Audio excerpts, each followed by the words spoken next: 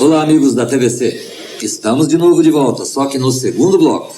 Depois daquela conversa agradabilíssima com o Dr. Celso Treis e o Dr. Ives Gandra, nós vamos para o último bloco, que inclusive é o programa que fecha o ano do seu De Fato e de Direito aqui na TVC Canal 15.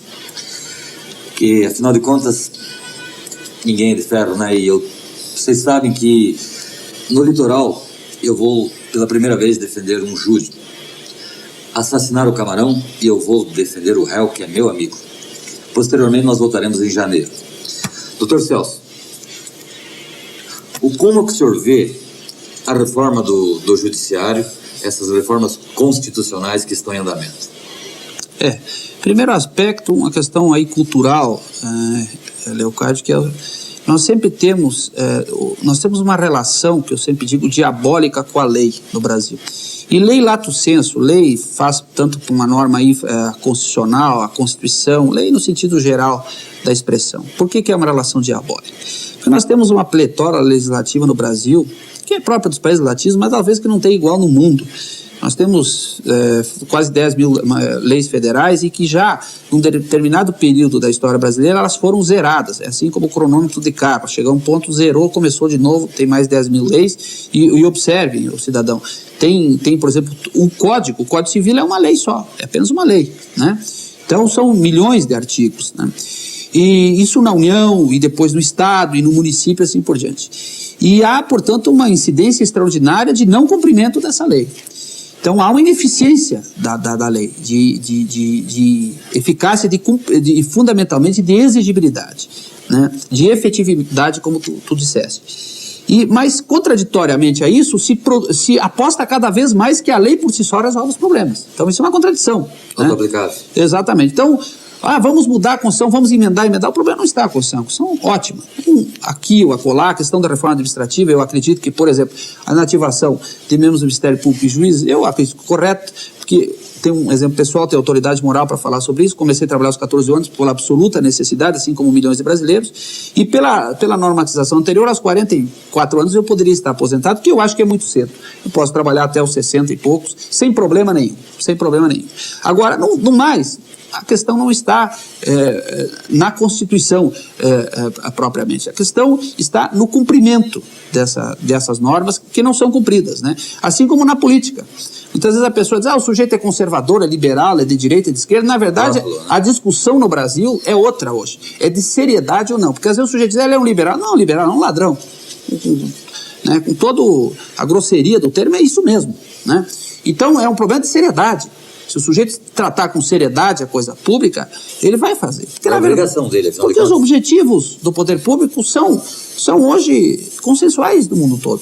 Quer dizer, educação, saúde, o Estado realmente não tem que ter empresas que pratiquem atos que a iniciativa pode fazer. O que o Estado precisa é regular, é vigiar, é garantir os direitos do cidadão. Vigiar lá para que a empresa telefônica não coloque mais valor na tarifa do que o sujeito está gastando e assim por diante. Agora, para que ele precisa da empresa telefônica? Não precisa, né?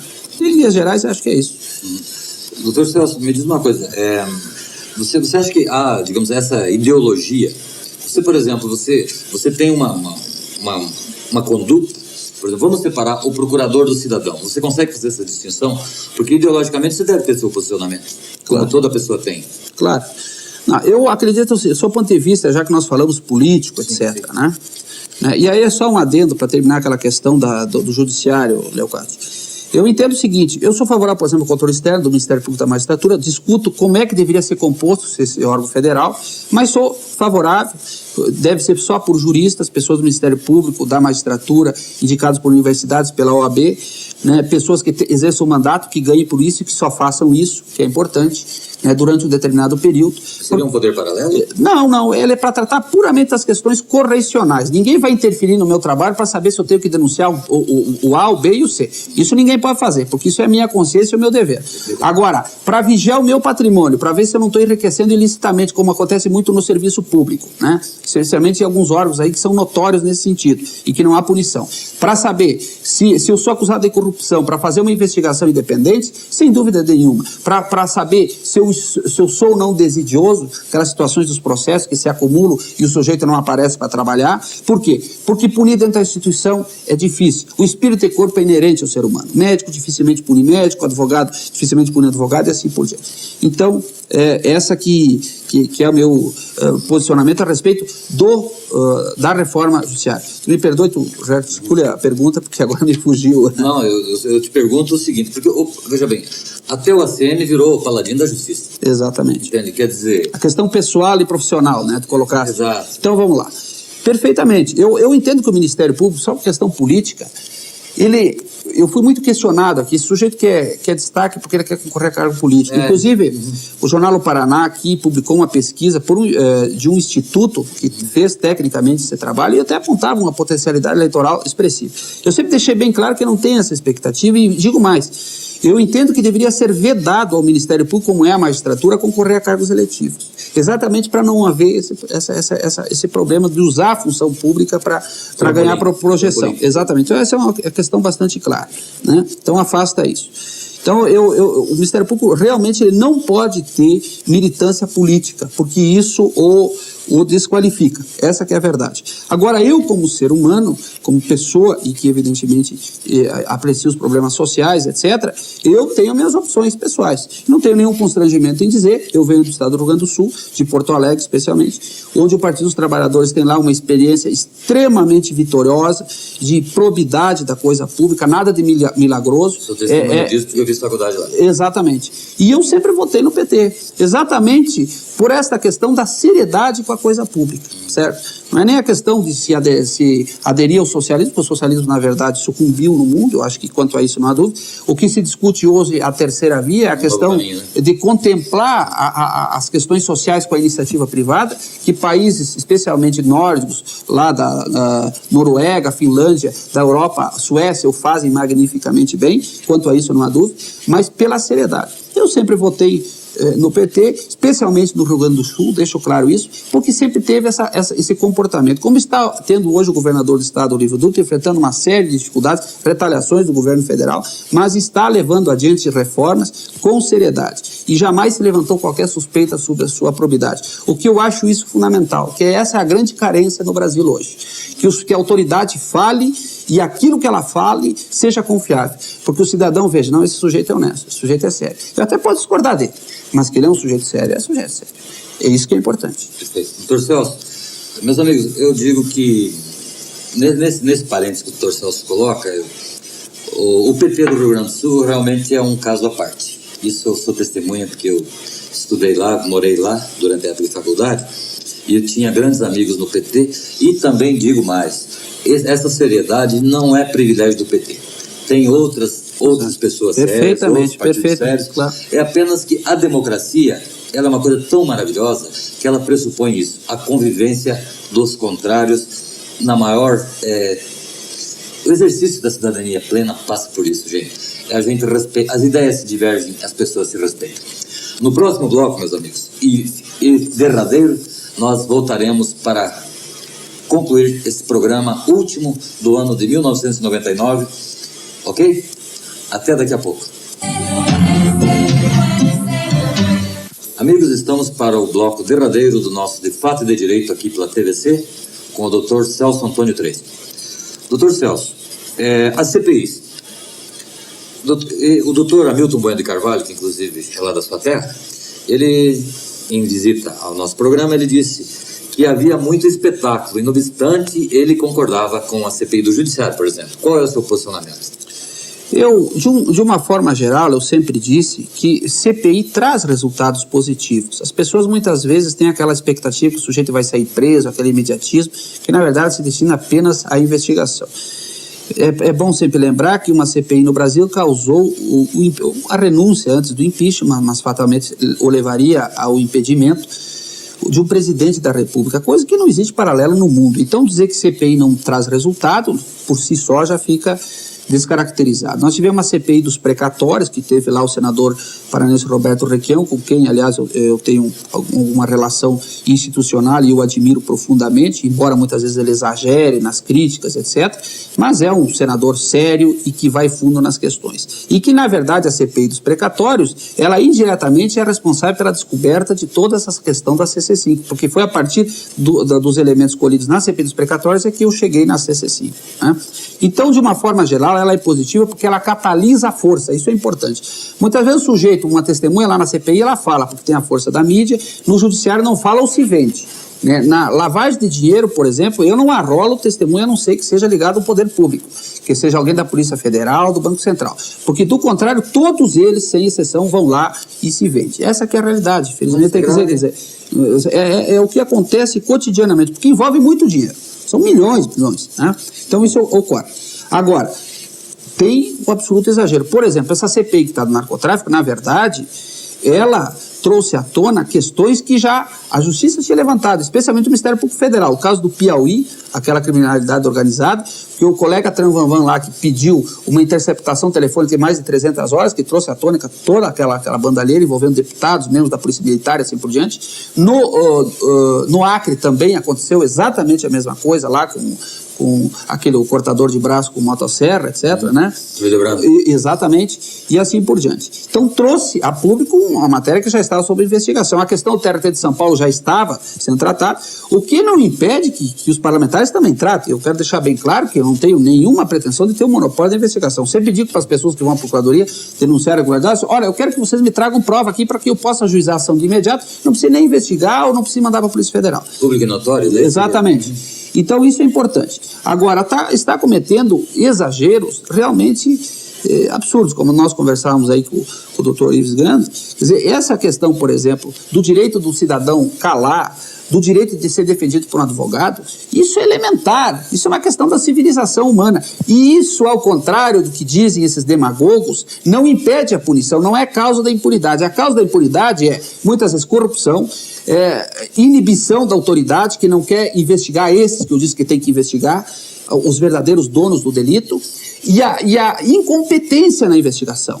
de não usar métodos de investigação que são legais, constitucionais, de perícias adequadas, fazer uma interceptação com prévia ordem judicial adequada e assim por diante. Isso que leva à punição, mas jamais suprimiu os direitos. Agora chegaram aos píncaros do absurdo, né? Que é imputar o sujeito que está sendo investigado, que cala diante da autoridade investigatória, o delito de desacato à autoridade, que é de um ridículo total. E muitas vezes qualifica a pessoa como testemunha quando ele é investigado. Ora, testemunha é alguém que fala sobre terceiro. Mas ele é um exercício do direito dele, está sendo imputado. É um exercício do direito dele. E passa para a sociedade uma imagem de que a preservação desse direito impede a punição, que não é verdade. Quem cala consente, né? É isso? Exatamente. E tivemos lá uma conclusão, inclusive, do deputado do Rio Grande do Sul, o deputado Pompeu de Matos, que é um sujeito guerreiro, é um sujeito lá do PDT, eu conheço ele de longa data, é uma pessoa correta, mas ele teve uma manifestação de uma infelicidade astronômica, dizendo que o Supremo nunca fez nada contra o tráfico de drogas, que agora está impedindo a investigação. Ora, o Judiciário julga de acordo com as provas que lhe são apresentadas. Não cabe ao Supremo sair campo afora buscando provas sobre o narcotráfico. Né? E o narcotráfico ficou como se fosse uma descoberta hoje. Ora, é o mesmo que os pobres do ACM. Descobriram que o Brasil tem pobres. Né? Mas foi agora que descobriram que o Brasil tem pobres. Né? E o narcotráfico, é importante que se diga, né, Leocádio? Por favor, acreditar que o senhor Fernandinho Beiramar tem a capacidade de administrar o tráfico no Brasil é de uma ingenuidade bárbara. Né? Tem gente grande por trás disso? Tem gente grande e mais. O tráfico hoje, ele é um varejo. Essa que é a verdade. Por quê? Porque para trazer um caminhão lá de maconha do Paraguai é extremamente simples. Extremamente simples. Por isso que a droga hoje é barata. Ela se popularizou, não é mais a classe A e B, é todo mundo que consome. Né? Então, o combate ao narcotráfico se faz sistematicamente. Polícia séria, controlada, com corregedoria para combater a corrupção. Né? Por aí nós já começamos a melhorar o quadro. Mas isso já virou bandeira eleitoral, inclusive, né? Exatamente, porque as pessoas, infelizmente, as pessoas sem grande instrução, muitas vezes ali sendo doutrinadas por uma mídia que não observa o contraditório, né, acaba sendo iludido. Ah, o fulano lá é um pistoleiro do bem, entre aspas, né? Chegou lá, prendeu todo mundo, etc. e tal. Bate na mesa. Bate na mesa, como se isso fosse sinônimo de seriedade e fundamentalmente de eficiência, né? Doutor Celso, nós gostaríamos de dizer, eu acho que Cascavel teve assim o maior privilégio de conviver com essa figura ímpar. E o que você leva de Cascavel? Eu digo para você, o time do Carlos Corso, do professor Carlão, ele tá sofrendo baixas. Inclusive, nós tínhamos o time chamado Os Dinossauros. Além disso, você participar do clube do time das segundas. Exato, né? E na Tuicial também. Na Tuicial também. Isso. Quer dizer, para você aqui, você teve uma convivência com a comunidade de Cascavel, vocês tiveram uma certa empatia, né? Não, sem dúvida nenhuma. O que você leva de Cascavel, Celso? Eu levo só coisas positivas, né? Eu aqui levo 2 crianças, eu adotei 2 meninos aqui, que hoje têm 9 anos, em Cascavel. Diego e Giovanni, eu conheci. Exatamente, né? Levo com muito prazer, são 2 cascavelenses, né? Uhum. Isso, aliás, vem a calhar com a minha ideia, eu digo que isso é um ato de socialista pragmático, né? De tratar dos filhos do mundo, né? Como diria lá o amigo do Marx, a origem da família e da propriedade do Estado, que muitas vezes estão vinculadas, né? Uhum. Levo uma experiência muito positiva de interação com a comunidade, né? Eu aprendi muito cedo, até pelos destemperos da vida, né? Que na trajetória que nós temos aqui na Terra, que é bastante curta, diga-se de passagem, nessa estrada a nossa bagagem só deve ter espaço para as coisas boas. As mágoas devem ficar à beira da estrada como um registro histórico apenas para que nós não cometamos os mesmos erros, mas elas jamais nos devem nos acompanhar, né? Então, Cascavel só leva aspectos positivos. Fiz aqui muitos amigos, pessoas sérias, honestas, pessoas que a grande maioria sabe que é o majoritária. Inclusive, essa pesquisa do Paraná mostrou muito bem, as pessoas tinham que o procurador processa empresário. No meio empresarial e mais elevado, a aprovação é muito grande da Procuradoria. Porque o sujeito que age com correção, especialmente quando se trata de recursos públicos, que paga o imposto, o empresário que recolhe, ele quer ver o recurso bem aplicado. Agora, quando ele vê lá o sujeito desviando, se apropriando e nada acontecendo com ele, o sujeito ele entra em desespero, né? Então, isso mostra que no setor público, embora todas as dificuldades, nós podemos fazer muito. Eu sempre disse, nós não temos a pretensão do milagre, mas o possível nós vamos fazer. Beleza. Doutor Celso, eu espero que você, a dona Elizabeth, o Diego, o Giovanni, que vocês voltem mais para Cascavel. E eu até gostaria de que você levasse de Cascavel uma lembrancinha aqui que a gente... Aqui, ó. Invista em Cascavel. Até o Tuiuti Sport Clube aqui, é o clube mais antigo da cidade. Sim. Leva na bagagem de velho. E se saiba que aqui em Cascavel você conseguiu despertar assim nas pessoas uma esperança. Que é o que nós estamos tentando fazer com o nosso programa, de fato e de direito, é que o processo evolutivo não transita em julgado, embora os custos disso, às vezes pessoais, familiares, quem dá a cara para bater vai sofrer retaliações sem dúvida, mas como dizem por aí, dignidade e fazer o bem não faz mal para ninguém. Vai com Deus, índio velho. Eu que agradeço.